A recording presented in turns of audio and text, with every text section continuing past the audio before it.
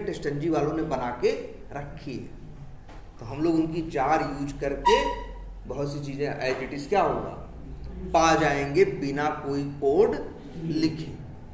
मतलब हम बस मेथड कॉल करेंगे, नहीं तो हमें क्या करना पड़ता, हर चीज़ शुरू से क्या करनी पड़ती, बनानी पड़ती। ठीक है, हम लोगों ने अपनी ज़रूरत के हिसाब से चीज़ें बनाई भी हैं जब टेस्टंजी नहीं यूज़ किया है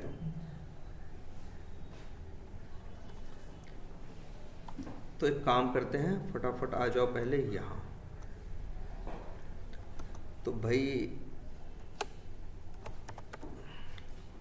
सबसे पहले आप एक मैवन जानते हो ना, मैवन है उसको बोलते हैं जनरली क्या है, वैसे वो है बिल्ड ऑटोमेशन टूल है। क्या है? बिल्ड ऑटोमेशन टूल है, या एक तरह से ये भी कह सकते हैं, एक वर्ड इसके साथ और जोड़ सकते हैं, वो एक काम करता है क्या, डिपेंडेंसी मैनेजमेंट। जो जार वार हैं उसी को क्या बोलते हैं, डिपेंडेंसी। ठीक है, जरा अपना चेक करते हैं, जैसे अविनी का सिस्टम है, हम क्या एक्शन लेंगे। देखो वी टाइगर अंडरस्कोर टीपी एक ऑटोमेशन हो रखा है, लेकिन इन्होंने मैवन का यूज नहीं किया है। मैवन का यूज ये नहीं करेंगे तो जानते हो क्या करेंगे, इनके जो जार्स होंगी वो राइट क्लिक करके बिल्ड पाथ करके ऐड लाइब्रेरी या ऐड एक्सटर्नल लाइब्रेरी, दो में से कोई ऑप्शन यूज करके ये क्या किए होंगे, ऐड किए होंगे ना। तो उससे बचने के, तो अब हम लोग चाहते हैं क्या यूज करें, मैवन। तो हमको मैवन बनाने का तरीका था ना, मैवन प्रोजेक्ट बनाना पड़ता था, लेकिन हमने तो फॉलो यहाँ किया नहीं है। तो अब हम ये चीज करेंगे कैसे। अब देखो नहीं इसको समझ में आ रही है, हमने ऑटोमेशन कर रखा है, ये बिना मैवन के है, हम यूज करना चाहते हैं मान लो क्या, मैवन। तो हम इसमें नहीं छेड़खानी करेंगे, हम एक काम करते हैं, एक नया प्रोजेक्ट ही बना लेते हैं, न्यू प्रोजेक्ट। और कौन सा प्रोजेक्ट, मैवन प्रोजेक्ट। नेक्स्ट करोगे और यहाँ पे ये क्रिएट अ सिंपल प्रोजेक्ट है ना, स्किप आर्कटाइप सिलेक्शन करके नेक्स्ट करो। जब भी मैवन का प्रोजेक्ट ऐसे नहीं, वहाँ तो सिर्फ नॉर्मल प्रोजेक्ट बनाते थे, जावा प्रोजेक्ट तो उस प्रोजेक्ट का नाम दे देते थे।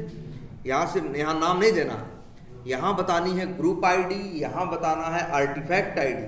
क्या बताना है, ग्रुप आईडी और आर्टिफैक्ट आईडी। ठीक है, तो ग्रुप आईडी क्या है, जो भी हम रखना चाहें, मान लो ये यहाँ कंपनी का org.organization का नेम, या com.company का नेम, जैसे com. लिख दिया क्या हमने, EV। आर्टिफैक्ट आईडी प्रोजेक्ट का, प्रोजेक्ट का नाम मान लो क्या है, वी टाइगर। ठीक, ये कह रहा है ऑलरेडी एग्जिस्ट, शायद इन्होंने क्या कर रखा है, बना रखा है। अगर मान लो वी टाइगर नाम का बना, हम तुमको दिखाते हैं, अगर हमको बनाना हो वी टाइगर अंडरस्कोर ऑटो, अच्छा ये भी है, या वी टाइगर अंडरस्कोर फ्रेमवर्क। और ये हो गया उसका क्या, ये हो गया आर्टिफैक्ट आईडी। जो आर्टिफैक्ट आईडी होगी वही प्रोजेक्ट का नाम बनेगा। ठीक है, फिनिश करो।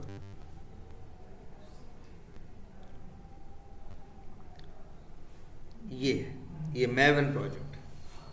अब लेकिन तुम्हारे पास तो यहाँ SRC है वी टाइगर अंडरस्कोर DP की, जो पहले तुम जावा प्रोजेक्ट में बना चुके हो। ये बातें तो हमने पहले ही बताई थी ना। SRC मेन जावा में देखो ये बनाया गया था, डेवलपर से पॉइंट ऑफ व्यू से सोचो तो वो लोग SRC मेन जावा में डेवलपमेंट का कोड लिखते थे। SRC मेन रिसोर्सेज में कोई चीज़ चाहिए जो डेवलपमेंट से रिलेटेड, कोई फाइल या कुछ चाहिए तो फाइल फोल्डर ये सब कहाँ रखते थे, SRC मेन रिसोर्सेज में। और अगर SRC टेस्ट जावा में टेस्टिंग का कोड रखते थे, और टेस्टिंग का, और डेवलपर भाई कोड भी कर, देखो डेवलपर दो काम करता है, डेवलपमेंट भी करता है और टेस्टिंग का भी कोड लिखता है। उसी को बोलते हैं क्या, यूनिट टेस्टिंग। कौन सी टेस्टिंग, यूनिट टेस्टिंग। वो इसी SRC टेस्ट जावा में लिखता है। लेकिन हम तो डेवलपमेंट और यूनिट टेस्टिंग कर नहीं रहे हैं, हमें तो अपना ऑटोमेशन करना है। हम लोग कैसे करेंगे, हम लोग भी यही यूज करेंगे, SRC मेन जावा और SRC टेस्ट जावा। लेकिन अब दिमाग ये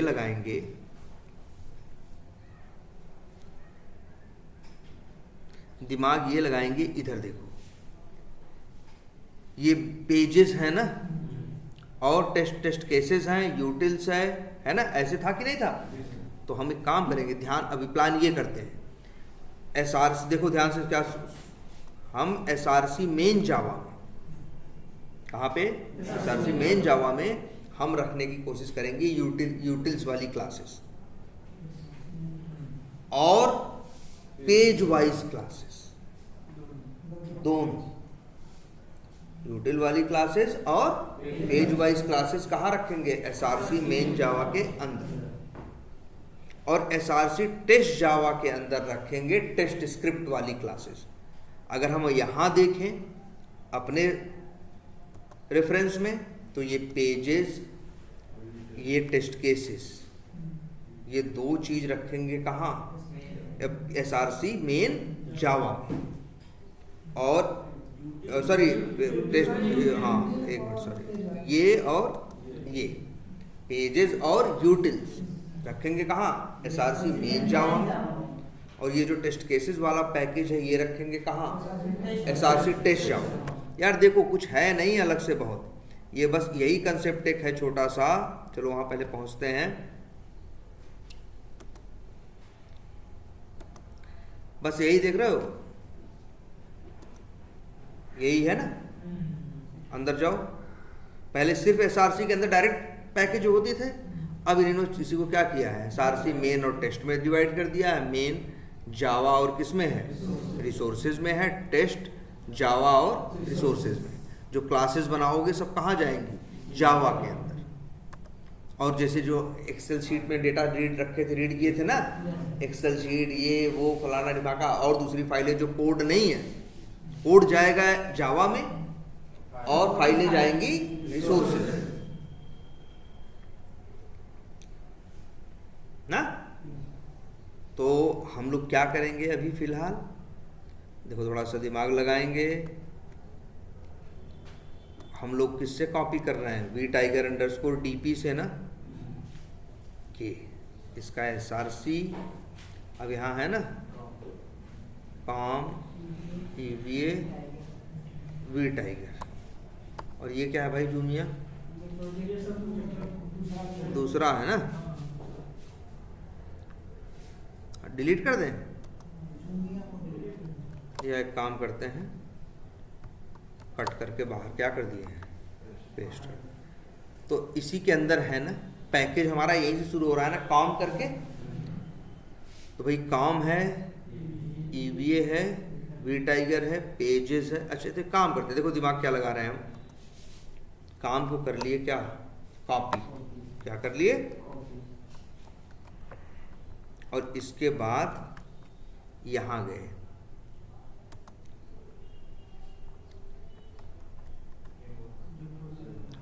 हाँ एसआरसी नाम पहले जाए मेन जावा, उसी के अंदर, लेकिन अब इसी के अंदर सब आ गया मेन जावा के अंदर, लेकिन मेन जावा के अंदर हमें सब रखने की जरूरत नहीं है।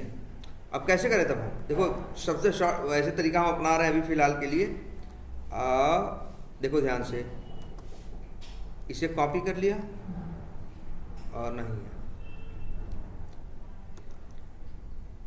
एसआरसी मेन जावा, यही काम वाला ना, इसी को मेन जावा में भी रख दिया और इसी को टेस्ट जावा में भी रख दिया। अब बाकी जो काम की फाइलें नहीं होंगी अब उन्हें हम क्या कर देंगे? डिलीट। जैसे एसआरसी टेस्ट जावा में क्या नहीं होना चाहिए? और पैकेज का नाम ईवीए वी टाइगर, हाँ ठीक तो है ना, क्या है? पेजेस, और पेजेस नहीं होना चाहिए और यूटिल्स नहीं होना चाहिए। अरे वहाँ है, अब आ जाओ एसआर, क्योंकि एसआरसी मेन जावा में भी पूरा कॉपी कर दिया था ना। अब एसआरसी मेन जावा में से जाएं, क्या हटा दें? हाँ टेस्ट केसेस और रन ना। अब यहाँ पे जो भी है अभी असर दिख तो नहीं रहा है, कहाँ गया ये, लेकिन जैसे ही तुम क्या करोगे, रिफ्रेश करोगे, असर दिखना शुरू हो जाए। आ गई चीजें ना खूब, ये देखो आ गया ना सब। अभी एरर होगा भाई, क्लास तो रख दिए हो, 4 बार नहीं सेट किए हो ना, खोलो जरा, एरर ही एरर होगा। क्या है, एरर ही एरर है ना, क्योंकि इन नामों को वो पहचान, भाई जार है ही नहीं तो कहां से पहचाने।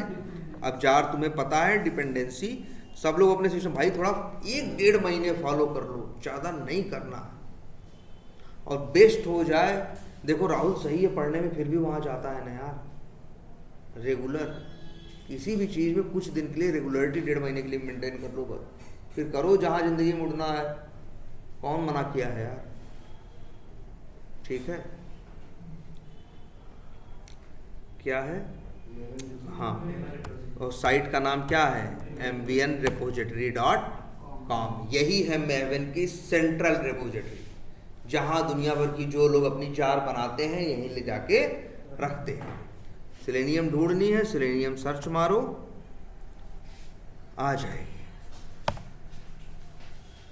आ गया ना सेलेनियम जावा। हम तो कहेंगे भैया बस इतना ही उठा लो। सेलेनियम जावा में जाओ, 4.2.1 में जाओ, और इसके बाद ये है ना, ऐसे सेलेक्ट करोगे वैसे ही सेलेक्ट हो जाएगा। बस इसे कॉपी मारो, और याद रखना जब भी मैवन प्रोजेक्ट बनाओगे तो एक चीज दिखेगी, क्या, pom.xml दिख रही है ना। इसी के अंदर जाना है, कोई बहुत बड़ा तीर नहीं मारना है, लेकिन हाथ तो चलाओ यार। अब नहीं करोगे तो भाई सब लिखो, डिपेंडेंसीज,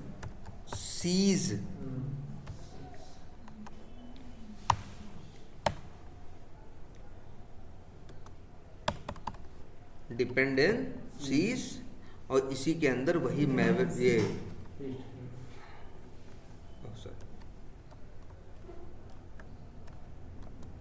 ये इसी में क्या करते, थोड़ा फॉर्मेटिंग सही रखो जिससे लगे ये इसके डिपेंडेंसीज के अंदर डिपेंडेंसी है ना, तो देखने में भी तो लगना चाहिए ऐसे। इस तरह से रहती है तो XML या HTML समझ में ढंग से आती है। और ठीक है, अभी एरर आ रही है, कोई बात नहीं, एरर आ रही है। एरर आने का एक रीजन ये जो HTTP लिखा है ना, इसे HTTPS करो, S करो, चली गई। ये 2 में शुरू वाले में, या नहीं हो तो सब में HTTPS ऐड करो। सेलेनियम की जार आ गई होगी, वैसे होना नहीं शुरू हुई है तो राइट क्लिक करो, मैवन करो, और क्या करो, अपडेट प्रोजेक्ट। हाँ,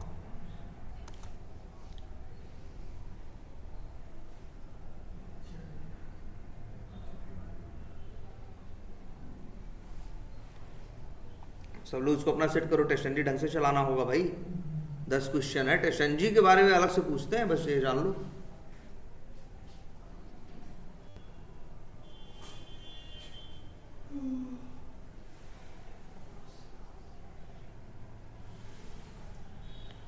चलो ये हो गया। और क्या क्या जार यूज किए हो, सब डाल। अच्छा, अपाचे POI यूज किए हो तो उसके लिए भी जाना, यहाँ पे सर्च कर देना बस, क्या, POI। एक तो ये उठा लेना, और एक ये OOXML उठा लेना, 5.4। लेकिन अब ये याद रखना, अब पता चला अपाचे POI का वो 5.4 उठाए हो, और दूसरा क्या उठा लो, और 5.3 उठा लो, या कुछ उठा लो, तब दिक्कत हो जाएगी ना। अगर किसी की 2 डिपेंडेंसीज ऐड कर रहे हो तो दोनों का वर्जन सेम होना चाहिए। ऐसे ही एक और कौन सा है, हाँ, पहले वाला,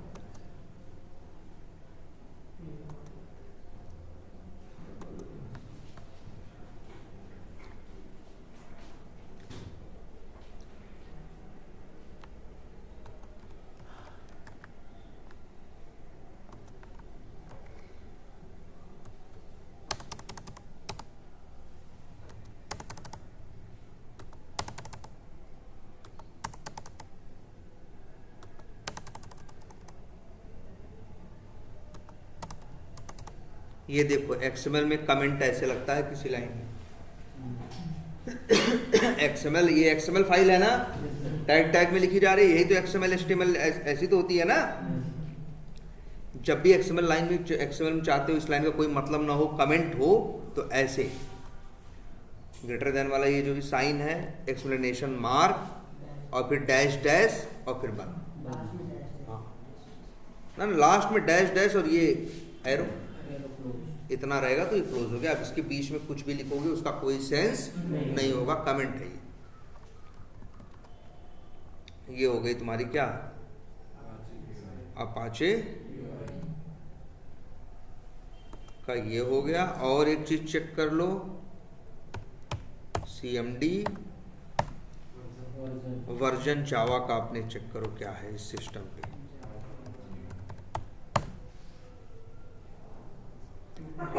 21 21 नहीं सही है, लेकिन ये दिक्कत है मैवन का, याद रखना वो पुराना उठा लेगा बाय डिफॉल्ट। वो क्या करता है, पुराना उठा लेता है। इसीलिए हमको इतना करना, कोई प्रोजेक्ट शुरू करना है इतना लिखना, पहले भाई प्रोजेक्ट बनाओगे सब बन जाएगा अपने आप। देखो ग्रुप आईडी जो दिए थे यहाँ आ गया, आर्टिफैक्ट आईडी यहाँ आ गया, डिपेंडेंसीज तुमने जोड़ दी, और इसी में प्रोजेक्ट के अंदर बाहर इस तरह से यहाँ पे अपना जावा का वर्जन मेंशन कर देना।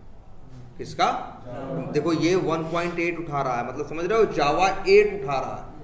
मान लो तुम कोड में कोई ऐसा फीचर लिखे हो जो जावा 12 में आया होगा, तो यहाँ इसमें क्या आ जाएगा, वो कंपाइल ही नहीं होगा, क्योंकि कंपाइलर 1.8 को यूज कर रहा है और तुम जो स्टाइल लिखे हो कोड की वो जावा 12 में इंट्रोड्यूस हुआ था। अभी तो ऐसा कुछ नहीं लिखे हो इसलिए ऐसा नहीं हो रहा है, नहीं तो इस तरह की दिक्कत आएगी। तो इस वजह से यहां सर्च मार लो, बस वही जावा वर्जन और लिखना क्या, pom.xo, इतना ही 3 वर्ड लिखो, आ जाएगा। जैसे ही आया वैसे देखो ये यहाँ से हम कहेंगे सबसे अच्छा यही वाला है।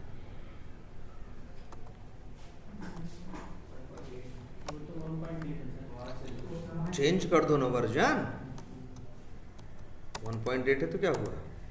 अब ये वर्जन देखो इसको देखो जावा 9 तक ऐसे ही चलता था, 1.8, 1.7, 1.9 देते थे। जावा 10 से वो लोग ऐसा कर दिए कि 10 लिखो, 11 लिखो, 12।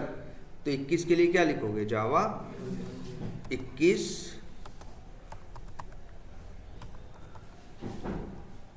और अच्छा 21 है तो तुम 17 भी लिख सकते हो, मतलब जो 21 होगा वो 17 के साथ तो कंपाइल होगा ही।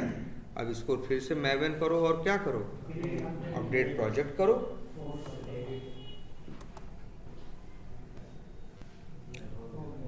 हो गया ना। अब देखो जावा 21 यहाँ पे पकड़ने लगा। इतना जरूर करना किसी भी प्रोजेक्ट में, ये नहीं करते तो हम लोग बहुत परेशान होते हैं। ठीक है, अब इतना कर लिया। अब इसके बाद चलो, अब ये प्रोजेक्ट सेट है, देखो हो तो गया, मैवन में हो गया, सब कुछ हो गया। ये मेरा रनर है, ये टेस्ट केसेस है, और रनर क्या करता है, रन करता है। रनर क्या करता है, रनर में अच्छा एक्सटेंड रिपोर्ट 3.5 किया गया है, और टेस्ट केसेस को क्या किया गया है, ये तो इतना स्ट्रक्चर तो सबको समझ में आता है ना। रनर टेस्ट केसेस को कॉल करेगा, और ये जो टेस्ट केसेस हैं पेज वाइज क्लासेस को कॉल करेंगे, और जो पेज वाइज क्लासेस हैं वो जेनरिक मेथड्स को कॉल करेंगे। ऐसे ही चलता था ना यार, एक बार डिबग करके भाई हाथ जोड़ रहे हैं देख लेना। ठीक है, अब यहां आ जाते हैं लीड्स टेस्ट। अब ये है, इसको ये चलता कैसे है, जब रनर में हम क्या करते हैं, कॉल करते हैं ना। अब यही सवाल यहां देखो पैदा हो रहा है कि जब रनर एक अलग से बनाना पड़ा, मान लो मेरे पास 2000 टेस्ट केसेस हैं, तो 2000 मेथड बनाए होंगे टेस्ट केसेस के लिए। देखो लीड्स के जितने टेस्ट केसेस थे वहां इतने मेथड बनाए हैं कि नहीं, और सब में एक एक करके एक दूसरे को एक एक करके क्या किए हैं, टेस्ट केसेस को कॉल किए, उनका कोड लिखा है कि नहीं लिखा। अरे 4 6 8 ऑटोमेट किए हो तो इतना लिखे हो, तुम्हारे पास ढेर सारे मॉड्यूल होंगे, सब मॉड्यूल होंगे, उनके ढेर सारे टेस्ट केसेस होंगे, है ना, और तब उनको ऑटोमेट जब करोगे तो उसके लिए तुमको अलग से क्या करना पड़ेगा, वो भाई ये रनर में तुम कॉल कर रहे हैं, अब मान लो 2000 टेस्ट केस है तो 2000 यहाँ 2000 मेथड्स को क्या करोगे करके कॉल करोगे। बात नंबर 1। बात नंबर 2, कभी तुमसे कहा जाएगा कि सिर्फ लीड्स वाला चलाओ, लीड्स वाले टेस्ट केसेस चलाओ और मतलब 100 टू चलाओ, बाकी 1900 मत चलाओ। तब शायद तुम जाके 1900 लाइनों को क्या करोगे, कमेंट करोगे। 1900 लाइनों को क्या करोगे, कमेंट करोगे। मतलब, और सबसे बड़ी बात, तुमको एक अलग से रनर चाहिए। अब इसी सब मतलब किस तरह से चीजों को रन करें, किस तरह से मैनेज करें, इस सब सारे मैकेनिज्म को एक फ्रेमवर्क है जिसका नाम क्या है, test NG. Full form testing नहीं है, टेस्ट एनजी है। फुल फॉर्म है टेस्टिंग या टेस्ट नेक्स्ट जनरेशन। ऐसे ही काम के लिए पहले एक दूसरा फ्रेमवर्क था, जे यूनिट। बाद में लोग क्या, किसी ने क्या लिखा, टेस्ट एनजी, जिसके अंदर फीचर्स बहुत ज्यादा थे, जो जे यूनिट में नहीं था वो भी। इसीलिए आज दुनिया क्या यूज करती है, मैक्सिमम टेस्ट एनजी। जे यूनिट कोई भी नहीं यूज करता, टेस्टर तो कोई नहीं यूज करता। जिससे टेस्टर से बात करोगे वो क्या यूज करेगा, टेस्ट एनजी, क्योंकि टेस्ट एनजी के अंदर जो खूबियां जे यूनिट में है वो तो है ही, और 100 खूबियां और है ना, तो इसलिए सब क्या यूज करते हैं, टेस्ट एनजी। तो हमको भी वही यूज करना है, तो उसकी भी चाहिए होगी क्या, जार। यहां उसकी भी जार मिलेगी, नहीं जरूरत नहीं, रुक जाओ। क्या, टेस्ट एनजी।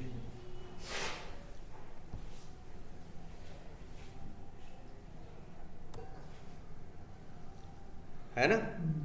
अब ये टेस्ट एनजी पे चले आए, इन्हीं की ये जार है, ये करंट वर्जन है। इसको हम लोग क्या किए, कॉपी किए, और ये डिपेंडेंसी भी आए और इसी में क्या कर दिया, ऐड कर दिया डिपेंडेंसीज के अंदर।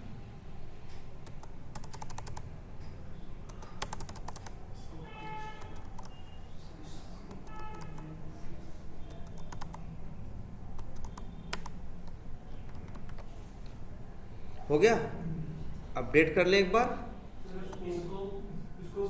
अच्छा हाँ, ये जो स्कोप है वैसे रखने में भी बुराई नहीं है, ये जहां यूज होगा।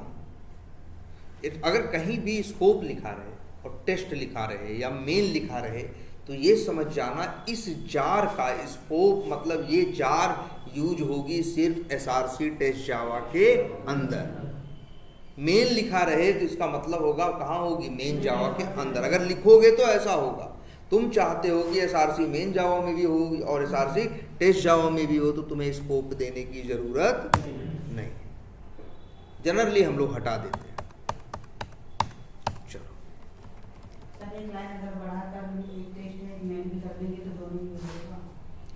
हाँ टेस्ट, वैसे टेस्ट और मेन नहीं, I think test comma main से ही, मेन कॉमा टेस्ट से ही काम चल जाएगा। और वैसे देने की, जब दोनों को देना है तो आपको दोनों में यूज करना है, तो आपको देने की जरूरत है ही। और इसको भी एक बार कर लो, क्या, Myclip Maven अपडेट।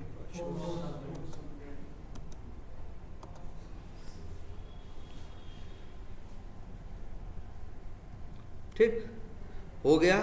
अब एक चीज और चेक करनी पड़ती है, हम टेस्टेंजी यूज करना चाहते हैं इक्लिप्स के अंदर, तो टेस्टेंजी की जार सिर्फ ऐड करने से काम नहीं चलेगा, हमें टेस्टेंजी का प्लगइन भी ऐड करना होगा, तब सही से यूज कर पाओगे। जार तो ऐड किए, टेस्टेंजी का प्लगइन चेक कहां से करोगे, हेल्प में जाओगे, इक्लिप्स मार्केट प्लेस,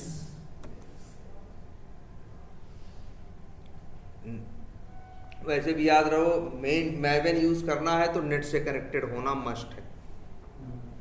ये बहुत सी चीजें जैसी जरूरत पड़ती है, देखो वो सब वहां से उठा रहा था जो ये यहाँ तो हम फाइल थोड़ी डाउनलोड करके लिखे हैं, तो बस वहां का नाम लिखे हैं ना कि कौन सी जार चाहिए कौन सी जार नहीं चाहिए। जब अपडेट प्रोजेक्ट या कुछ भी करते हो तो वो जाता है, क्या करता है, जो जरूरी की चीज़ें होती हैं वहाँ से उठा के यहाँ ले आता है, बार बार नहीं। एक बार उठा के ले आया, दोबारा चलाओगे तो फिर उठाने की ज़रूरत नहीं है। लेकिन अगर वो वर्जन सिस्टम पे नहीं होगा तो उठा के लाएगा। और सिस्टम पे कहाँ होगा वो वर्जन, याद करो भाई, सी में जाना, यूजर्स में, अपने यूजर नेम में, और यहाँ .m2 इसी के अंदर सब आता है, रिपोजिटरी फोल्डर के अंदर आया होगा तुम्हारा सेलेनियम भी इसी के अंदर। 4.28.1 यूज किए हो ना, कहाँ गया, तो क्या है org डॉट, हाँ सेलेनियम HQ, सेलेनियम किसी में भी देख लो 4.28.1 आ गया है, और टेस्टनजी भी आ ही गया होगा, जितनी भी जार होंगी। और इसी को बोलते हैं लोकल रिपोजिटरी। क्या बोलते हैं, लोकल। ये लोकल है और वो सेंट्रल है। जब अपने किसी भी मैवन प्रोजेक्ट को चलाते हो तो पहले वो चेक करता है कि क्या ये फलाने जार का ये वर्जन, इस डिपेंडेंसी का ये वर्जन लोकल रिपोजिटरी में है। अगर होता है तो फिर डाउनलोड नहीं करता, नहीं होता है तो वहाँ से सेंट्रल रिपोजिटरी से डाउनलोड कर लेता है। लेकिन इसके लिए नेट की ज़रूरत है ना। अब यहाँ टेस्टनजी वाली बात है, टेस्टनजी भी सर्च मार के देख लो। टेस्टनजी फॉर इक्लिप्स इंस्टॉल नहीं किए होगे, आजकल पहले से आता है, इंस्टॉल करने की ज़रूरत नहीं है। अगर नहीं हो तुम्हारे सिस्टम पे, यहाँ इंस्टॉल लिखा रहे, इंस्टॉल डन लिखा रहे, तो समझ जाना इंस्टॉल करना है, तो नेक्स्ट करते चले जाना। इंस्टॉल पे क्लिक करके धीरे धीरे हो जाएगा। तो इक्लिप्स एक बार अपना क्या करना है, रीस्टार्ट। अब क्या हो गया तुम्हारा, मैवन में प्रोजेक्ट कन्वर्ट हो चुका है, मैवन भी एक बार रिवाइज दिमाग में आ गया, और टेस्टनजी हमने इसमें फ्रेमवर्क को इंटीग्रेट कर लिया है, जोड़ दिया है। अब हम उसकी चीज़ें यूज कर सकते हैं। पहले तो हम कहेंगे ये रनर फनर हटाओ। रनर क्यों चाहिए था, क्योंकि यार ये मेथड था,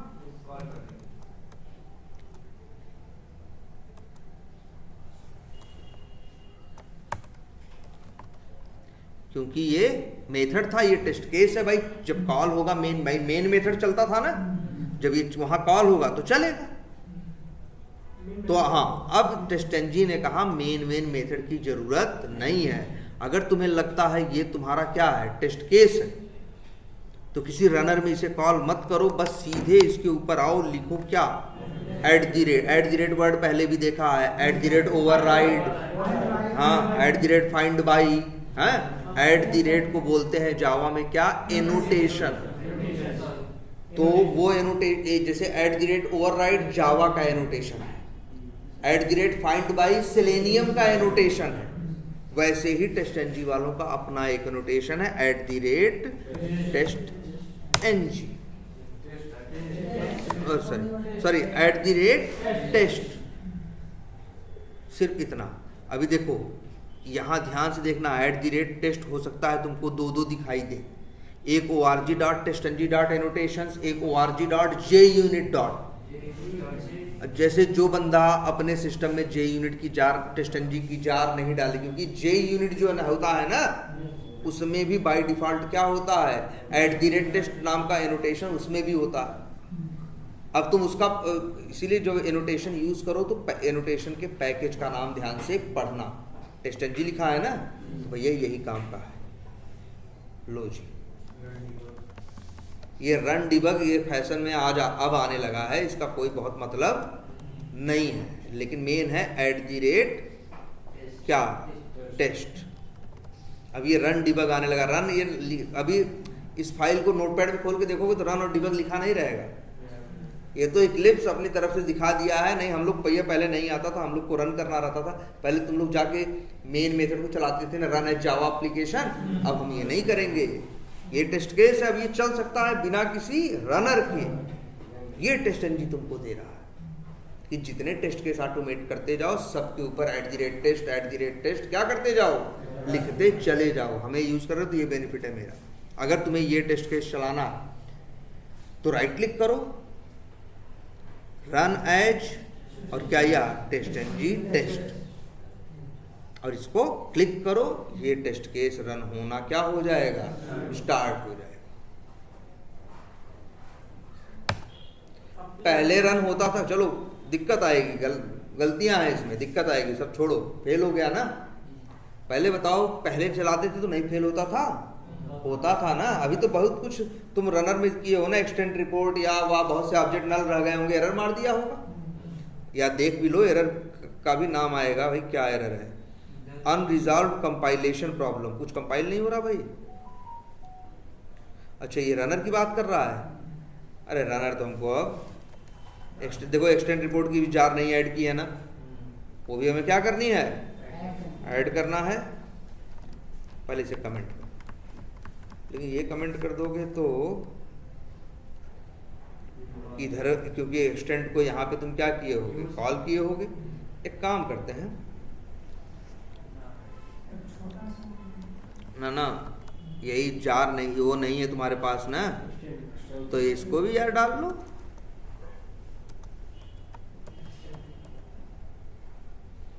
एक्सटेंड स्पार्क रिपोर्टर,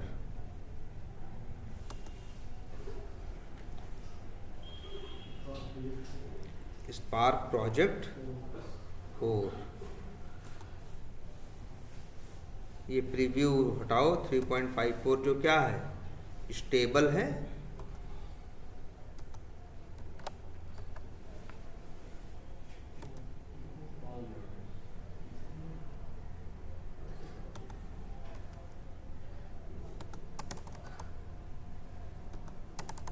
ये तो बड़ा कम 3.5 चल रहा है, तो 5 चल रहा था ना यार। एक मिनट, हाँ हम लोगों ने कुछ, अच्छा तब बहुत का है,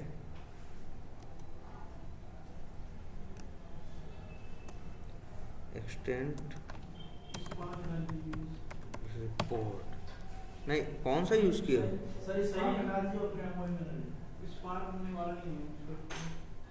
यार, स्पार्क लेकिन चाहिए, उसमें है ना,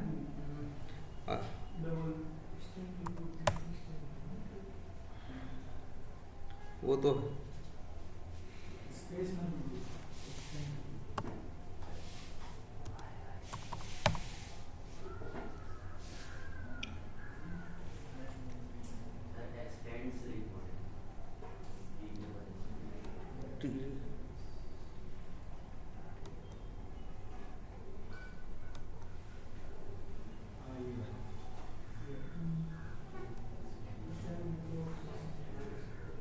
हाँ ये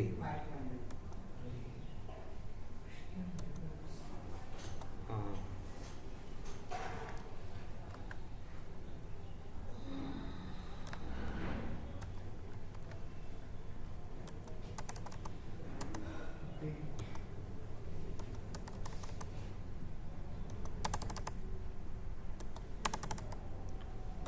तो देखो टेस्टेंजी का पहला फायदा देखो, सिर्फ एनोटेशन से ही चीज चल जाती है, रनर की जरूरत क्या हो गई, खत्म हो गई।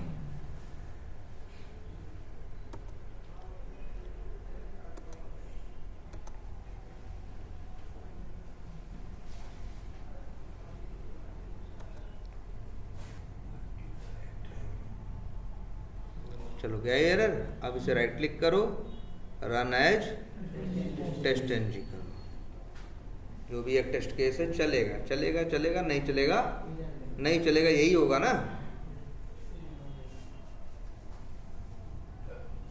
पहले एरर देता था तो जो आता था कंसोल पे आता था ना, कोई रिटेन रिपोर्ट तो नहीं आती थी, रिपोर्ट चाहिए होती तो अलग से बनानी पड़ती, तुम लोगों ने एक्सटेंड रिपोर्ट बनाया था ना जिसमें रिपोर्ट आ रही थी। अब एक चीज ये देखो, ये देखो टेस्टेंजी चलाया, नहीं फेल हो गया, नल पॉइंटर आ गया, वही उसको एक्सटेंड रिपोर्ट का ऑब्जेक्ट कहीं मिला नहीं, जो भी था आ गई दिक्कत ना। लेकिन अब जाके देख लेना, ये टेस्टेंजी का है, अगर एक्सटेंड रिपोर्ट नहीं भी यूज किए होते तो कोई बात नहीं, जाके फोल्डर में देखो, एक फोल्डर बना होगा जिसका नाम होगा टेस्ट हाइफन आउटपुट,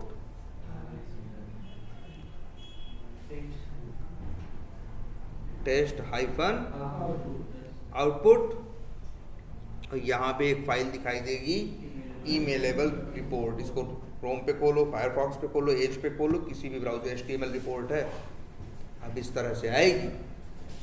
अरे एक आई है ना, अगर हम दिखाएंगे 100 तो भी हम चला देंगे एक ही बार में, तो जो 100 की रिपोर्ट होगी इसी में आएगी। कौन पास है, हरे हरे रंग से रहेगा, फेल रहेगा रेड कलर से रहेगा, क्या एक्सेप्शन आई है वो रहेगा। तो बढ़िया है ना यार। ये सब खुद से करोगे तो कोड लिखोगे ना।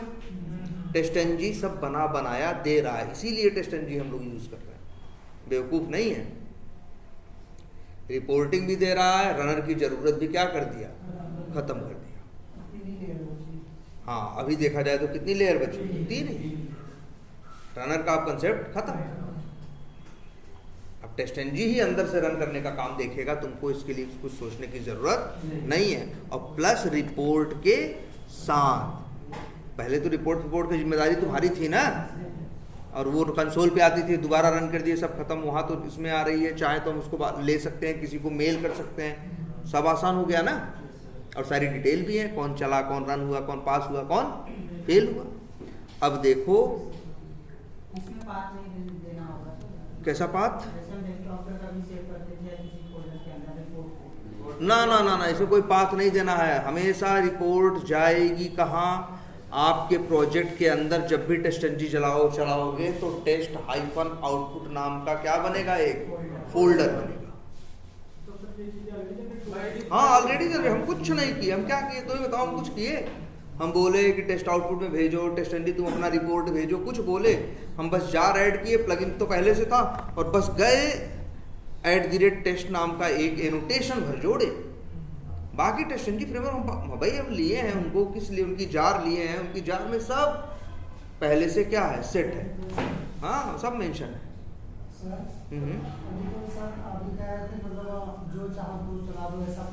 हाँ ना ना, अभी तो एक चला, एक ही है ना, एक ही मेथड है।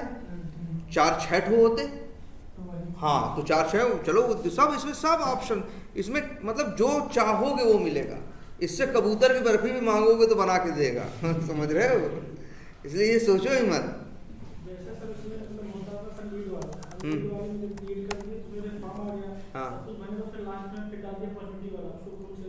हाँ हाँ देखो, जैसे अभी देखो दूसरा टेस्ट केस तुम्हारा एक और है, लेकिन याद रखना जितने तुम्हारे टेस्ट केस हैं, अब सबके ऊपर लिखोगे क्या, जब ऑटोमेट करोगे उसी टाइम पे लिख दोगे @टेस्ट। क्या वो ये लिख के फर्जी है, मतलब लिखा हुआ दिख रहा है ना, आखिर ये फाइल भी तो कहीं रखी होगी ना, वहां जाके देखोगे तो रनाल नहीं लिखा है, ये इक्लिप्स। अब मतलब समय भाई टाइम से इक्लिप्स भी क्या करता रहे, कुछ अपडेट देता रहे। 2-4 साल पहले हम नहीं देता था, धीरे धीरे ये भी सोचता है ना नए वर्जन में क्या दें। अच्छा ये नहीं चाहिए इनको, चलो तब भी दें, इनको महसूस तो हो कि कुछ मिला है, कुछ अपडेट हुआ है। लेकिन हाँ ये सही है, पहले हम लोग ऐसे करते थे, इस पे करके क्लास को राइट क्लिक करके रन एज टेस्टएनजी करते थे, तो पूरी क्लास के सारे टेस्ट केस रन होते थे। अब इन्होंने कहा ये सब करने की जरूरत नहीं, हम ऊपर ही दे रहे रन आल। ये रन आल असली नहीं, असली का मतलब ये होता है यार ये फाइल है ना, कहीं जाके उस फाइल में चेक करोगे तो रन आल नाम की कोई चीज क्लास के ऊपर लिखी नहीं हो। ये देखो कहीं लिखा है रन आल, कहीं लिखा है रन और डिबग। वो इक्लिप्स अपनी तरफ से लगा दिया है तुमको, तुम्हारा काम बटन समझो, 2 बटन तुमको दे दिया कि जो राइट क्लिक करके कर रहे थे उसको छोड़ो, यहीं से डायरेक्टली क्या कर सको, जैसे राइट क्लिक करके रन एज या डिबग एज करते, उसने कहा जी हम वैसे ही दे दे रहे हैं। हाँ ऊपर से एक बटन सा दे दिए जो कि पहले नहीं देते थे। ठीक है, तो याद रखो हर जगह जाओगे और हर टेस्ट केस के ऊपर लिखोगे क्या, @टेस्ट। ठीक, 3 क्लास हो गई। कुछ ज़्यादा दिक्कत इसको समझने में अभी तक नहीं ना? अच्छा चलो इतना हमने कर दिया। और भी टेस्ट केस हैं क्या? यहाँ एक एक क्लास के अंदर कितने टेस्ट केस हैं? एक ही एक है, जबकि एक एक क्लास के अंदर कई टेस्ट केस होंगे ना। मान लो प्रोडक्ट की स्क्रिप्ट से लिख रहे हो, प्रोडक्ट के हमारे 20 टेस्ट केस थे, तो 20 को ऑटोमेट करने के लिए यहाँ कितने मेथड बनाए तुमने? 20। या 10 थे, तुमने यहाँ कितने बनाए? 10। तो 10 मेथड्स के ऊपर जो 10 तुम्हारे टेस्ट केस हैं उनके ऊपर क्या लिखोगे, @टेस्ट। और देखो पागल नहीं है, हर चीज़ बड़े सोच समझ के लिखी है। टेस्ट केसेस के नाम में भी स्टाइल थी हमारे ना, VT001। अरे ऐसा मत कर देना भाई, ऐसे तो हम कैसे बताएंगे तुमको कि यार वो टेस्ट केस फॉल और 001 सबका ही नाम रख दोगे। आईडी सबकी क्या होनी चाहिए, अलग अलग और यूनिक और बढ़ते हुए क्रम में। जनरली अगर हम पहले इसको ऑटोमेट किए होते इसका नाम क्या रखते, ये एरर नहीं दिया क्योंकि ये 001 इस क्लास में है, वो इस क्लास में है। लेकिन बाद में हमको तुम्हें तो बताने में, आपस में काम करने में समस्या होगी। हम बताएंगे यार VT001 फेल हो रहा है, तो कौन सा, तो हमें बताना पड़ेगा फलानवा यार जिसके अंदर वो था। इतना ड्रामा क्यों, नाम ही सबका नंबर क्या रखे, यूनिक रखे ना। नंबर में बात करना क्या है, आसान है ना। तो यहाँ 001 रखे हो तो इसका नाम रख देना VT002, इसका रख देना VT00। जितने भी टेस्ट केस होंगे, मान लो फिर इसके बाद जरूरत पड़ी लीड्स में एक नया टेस्ट केस ऑटोमेट करने की। ये क्या है, विद क्या है, रिक्वायर्ड फील्ड्स है। और एक मान लो मेरा मेथड है क्या, एक टेस्ट केस है क्या विदाउट, जहां पे हम वो अलर्ट को वेरीफाई करेंगे कि अलर्ट आ रहा है कि नहीं आ रहा है, आना चाहिए अलर्ट ना। तब इसका नंबर क्या रखेंगे, अब 001, 002, 003 ऑक्युपाइड है, अब इसका रखेंगे क्या 4। ये मत सोचना इसके बगल में तो इसका नाम 2 रख दो या 3 रख दो, ऐसा नहीं। जैसे जैसे तुमको काम मिलता जाएगा, जो नया टेस्ट केस बनाओगे एक नंबर उस पहले वाले से क्या हो जाएगा, बढ़ जाएगा। अब आपस में बात करना आसान रहेगा। वो 001 और 00 फेल हो रहा है यार, ऐसे अब ऐसे थोड़ी बोलेंगे वेरीफाई लीड विद, ऐसे ऐसे करके तो बात करने में हमें क्या होगी, कम्युनिकेट करने में समस्या होगी ना। इसलिए हर टेस्ट केस को क्या, इसी को क्या बोलते हैं, टेस्ट केस आईडी, या ये क्या है, टेस्ट स्क्रिप्ट आईडी। ठीक,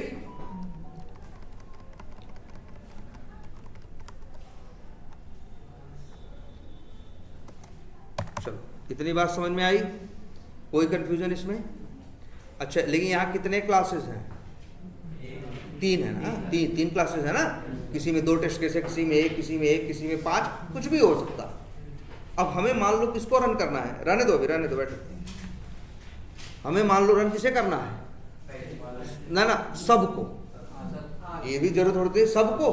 तो यार एक तो रास्ता ये है, हम जब लिखेंगे रन ऑल या राइट क्लिक करके लीड्स टेस्ट स्क्रिप्ट करेंगे, तो ये लीड्स टेस्ट स्क्रिप्ट में जितने टेस्ट केसेस होंगे उन सबको क्या करेगा, रन ऑल का मतलब दूसरे क्लास से नहीं है। यही अगर इसे रन ऑल कर दिए या राइट क्लिक करके रन एज टेस्टनजी कर दिए, तो पूरी क्लास रन होगी। इस क्लास के अंदर कितने टेस्ट केस हैं, 2 ठो, तो 2 ठो रन होंगे। लेकिन ये थोड़ी ना रन होगा, और ये भी रन नहीं होगा।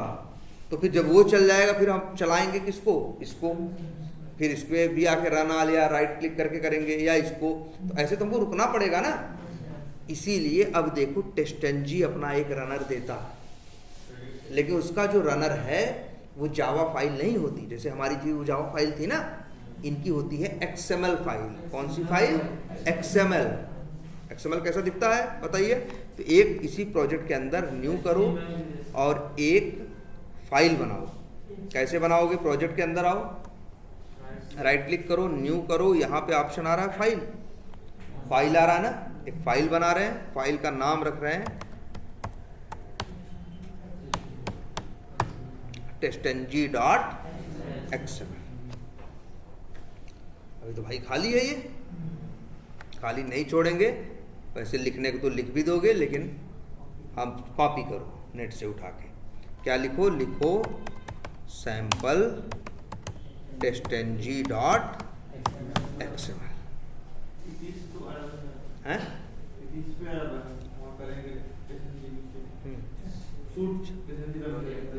हाँ, अच्छा चलो सब छोड़ो, यहाँ पे आ गया। एक दे रहा है ना, इतना ही उठा लो बस, इतना ज़्यादा नहीं चाहिए।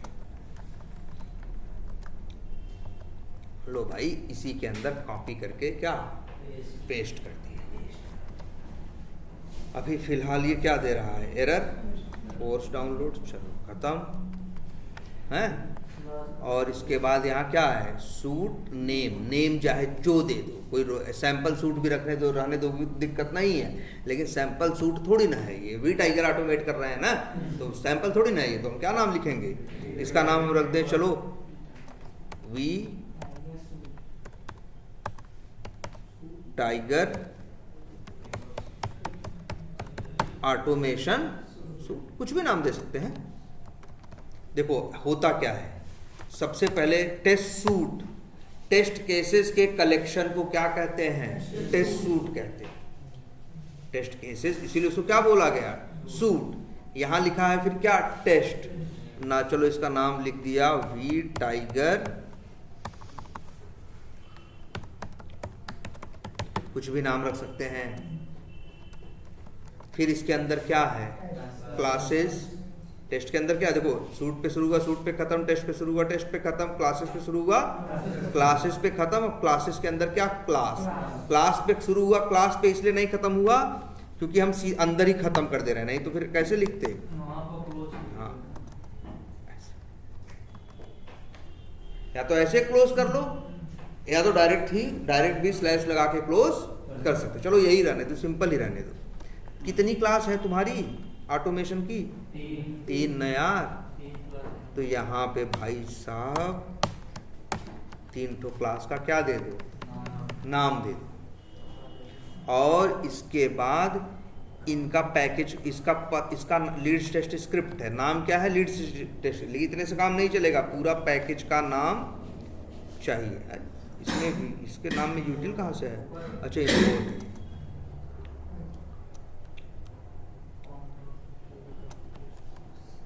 लो भाई देखो ये हो गया, और डॉट करके क्लास नेम, ये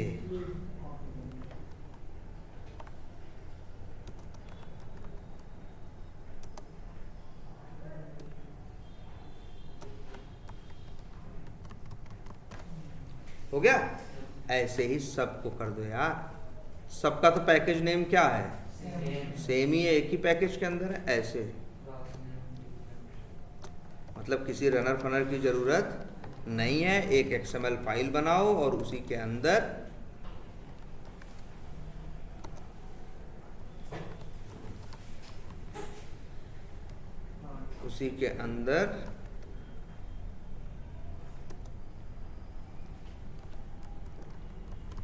बन गया, यही रनर है, सब चलानी है ना, सब चलाने हैं ना, चाहते हो तीनों चले, अगर 50 क्लास होती तो 50 का नाम बस यहाँ लिख देते, और जो जो टेस्ट केस है उनके ऊपर क्या लिखा होता है, @test। अब मजा देखो, इस XML फाइल पे राइट क्लिक करो, रन एज करो, टेस्टंजी सूट ऑप्शन है, क्लिक करो, अरे पास होगा फेल होगा बात की बात है, सब चलेगा, और टेस्ट हाइफन आउटपुट के अंदर रिपोर्ट आएगी, जो फेल होगा, जिस वजह से फेल होगा, सारे रीजन HTML फाइल में रहेंगे। तो अब से ये रनर है। अरे यार ये बताओ, अच्छा ये रनर यूज करना आसान है या वो वाला, ये रनर जो है ज्यादा टेक्निकल है कि वो वाला ना यार, ऑब्जेक्ट बनाओ, कॉल करो, नॉर्मल आदमी कर पाता, मैनुअल डिस्ट्रक्ट कर पाता, लेकिन ये तो आसान सी क्या है, XML है ना, इसको एक नॉन टेक्निकल पर्सन भी यूज कर सकता है, इसमें बहुत ज़्यादा दिमाग लगाने की बहुत, बस क्या लिखा है, जो जो क्लास चलानी है, XML है, XML तो HTML तो सब जानते हैं, लेकिन जावा दुनिया में सब नहीं जानते, इसको तो तुम्हारा मैनेजर जो जावा नहीं जानता वो भी इसको हैंडल कर लेगा, समझ लेगा कि अच्छा हाँ ये फलाना टेस्ट केस चलाने की बात हो रही, तो तुम्हारा रनर पहले से ज़्यादा क्या हो गया है, आसान। ऑटोमेशन का काम चीज़ों को कॉम्प्लिकेटेड करना नहीं है, हमारा सबसे पहला मोटिव यही है, चीज़ें ज़्यादा से ज़्यादा क्या रहें, आसान रहें, इजी रहें, और सब कोई समझ सके, जो नहीं भी जानता हो बहुत, वो भी जो थोड़ा बहुत भी जानता हो वो भी इस्तेमाल कर सके।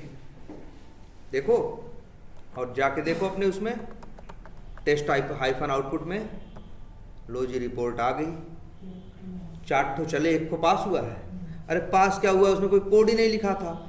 जब कोई चीज़ फेल नहीं होती तो उसे क्या बोलता है वो, पास ना। और बाकी 3 तो फेल हुए हैं, एक्सटेंड रिपोर्ट की दिक्कत है ना। हम लोग रनर में सेट किए थे ना, अब चलो वो सब सेट करेंगे हम धीरे एक एक करके।